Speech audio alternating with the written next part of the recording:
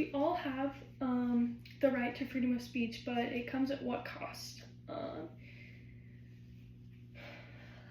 Those people that tend to lose their freedom of speech are the Republican people on social media, such as Twitter, or better known now as X.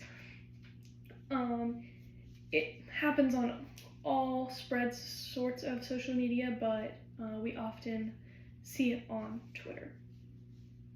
According to a spreadsheet on Ballotpedia 4, Republicans that have served or are serving in a higher government position have been suspended from Twitter anywhere from 12 hours to permanently.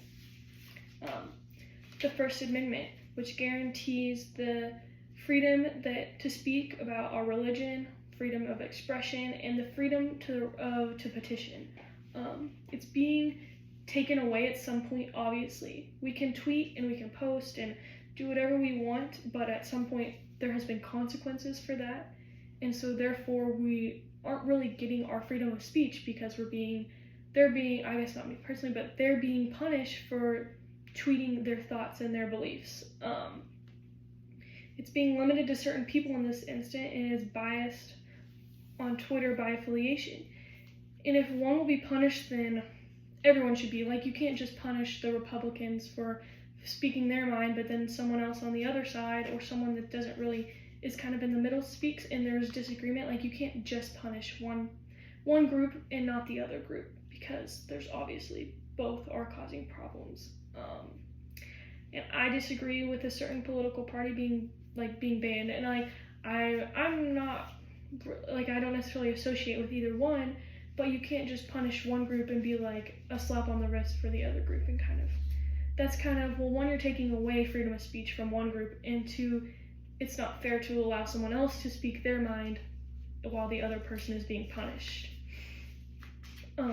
It's also very easy that anyone can spread rumors and post misleading information, especially when it comes to politics. A lot of people are going to kind of post information that is going to be more beneficial to their argument and leave out tons of other information that could help the other side, or just they're going to make their argument look better no matter what. So they're going to, even if it's misleading, they're going to use it. And it's just, I don't know, it's just not really fair. And if we want equality and full access to our rights, then we can't keep allowing this, and it's just something that definitely needs a change. Since the selling of Twitter to Elon Musk, many Republican candidates have been begging him to restore the freedom of speech policies in right-sided individuals to be able to return to Twitter, so that they just want to be able to have that back. According to the Washington Examiner, written in April of 2022, those on the left-hand side never had to beg for this to be back, because it was never really taken away. And if it wasn't broadcasted and put on large news sources and kind of blown up in the way, such as Donald Trump getting it taken away. It was super blown up and all spread across all news sources, but we haven't really had any that happen to any people on the left side for any, there's been no negative reason. And no one is perfect. We're all going to make mistakes. And that goes for what's being posted on social media by the higher government. But if Republicans are going to be banned because they're posting misleading information or false statistics, then everyone should be banned. You can't just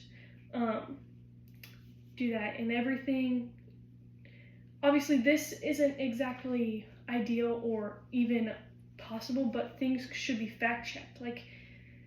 Obviously,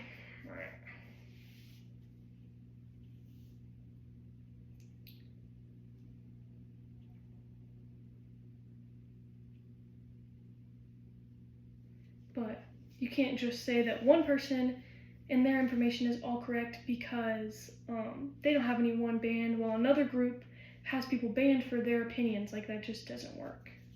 It's kind of all or nothing. And then, according to a Pew Research Center article written in January of 2021, most conservative Republicans say social media companies should not remove heated or aggressive content posted on their social media. It's going to take, as a group, it's going to take the side of their you're going to take the side of your respected individual that it's happening to, but the chances of them taking it are more greater than when they are the only ones being targeted. So if a group feels that they're targeted, they're going to like kind of become more defensive and take that side, rather than if you were kind of keeping it fair in this time. The research did not say that the content shouldn't be deleted only if a Republican was, so therefore they would be okay with it being a Democrat as long as it is fair. They want the laws and rights to be equal between everyone, but that won't happen if only certain subjects are being targeted.